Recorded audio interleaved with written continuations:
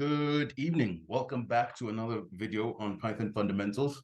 Today we'll be talking about functions and methods, right? The objective of this lesson is for you to understand what a function is and what a method is, and to be able to differentiate between the two, and also to be able to create your own functions in Python.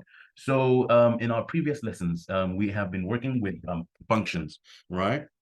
Remember, we used the print function when we wanted to print something to the terminal.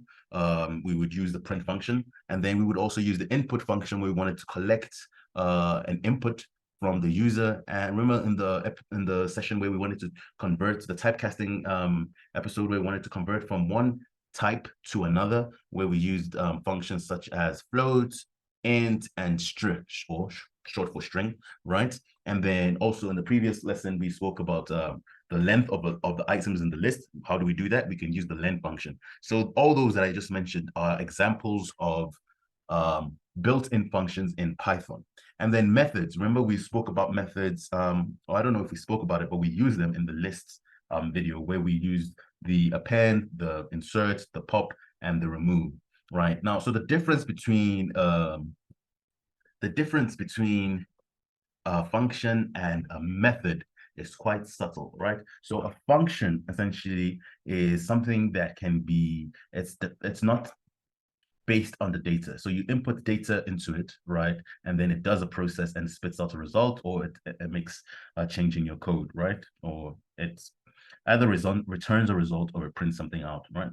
So while a method essentially it modifies the state of your data, right? So it does something to your data. So remember when we had a list and we would use the pop method, what that would do was it would remove the last item in our list. So there it is modifying our data, right? It's modifying the state of our data.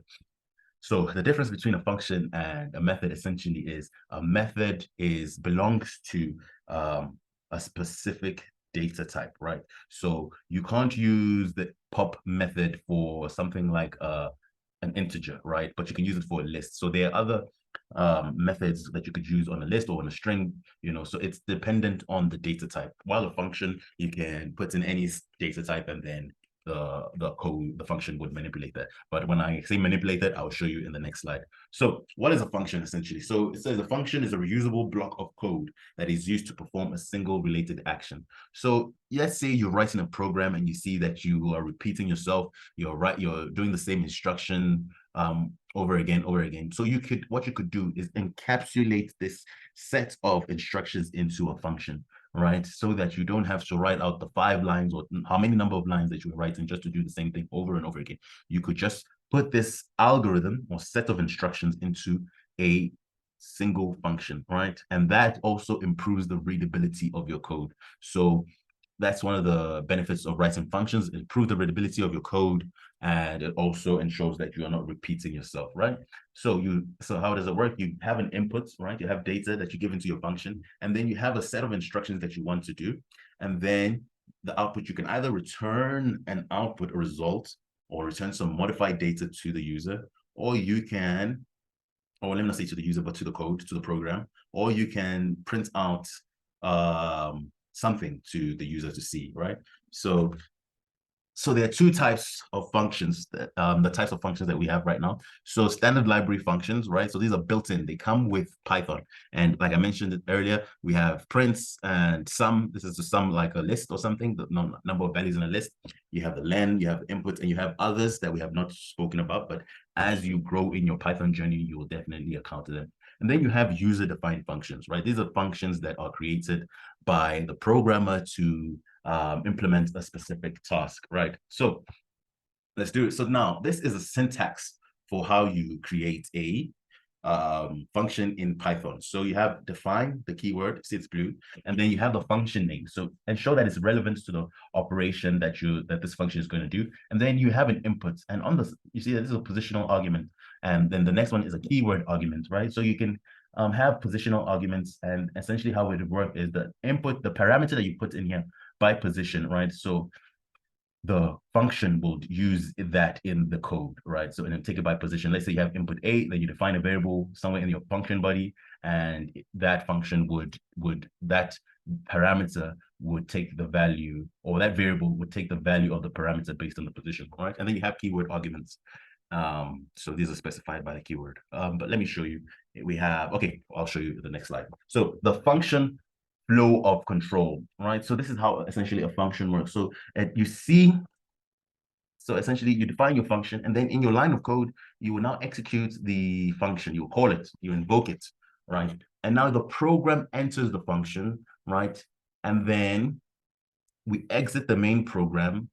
We then execute the function operation, and we return to the main program, and then we continue with the main program, and it ends, right? So the program, all of the instructions inside of the function are executed from top to bottom, and then the program exits the function and continues where it started, right? If data is computed and returned by the function, we can store that and use that in the remaining program.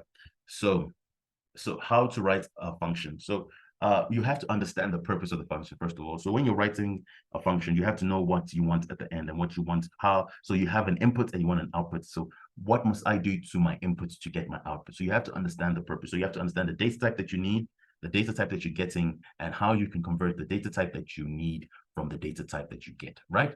So define the data that is needed by the function, sorry about that, not nine the function, and define the algorithm required to accomplish the goal of the function, right? So now here is a function that we wrote here. It's to add two numbers, right? So define add two numbers.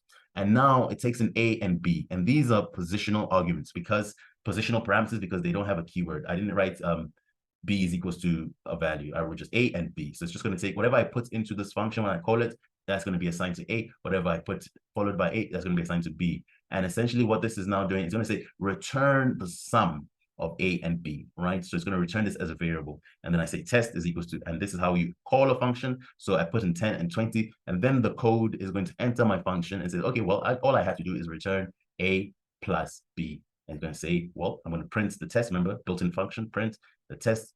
And this is now the variable, this is now the value of this function, right? It returned this summation, and as you can see on the right-hand side, it returns 30. So that is an example of a function. All right, we'll get back into it. I'll show you how we can use a function with some of the code that we've written in our previous videos. See you then. Cheers.